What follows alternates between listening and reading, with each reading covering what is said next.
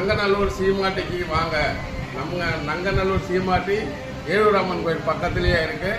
நம்ம multi cushion ரெஸ்டாரண்ட்டில் Indian, Chinese, Arabian, tandoor அனைத்து வகையான உணவுகளும் கிடைக்கும்.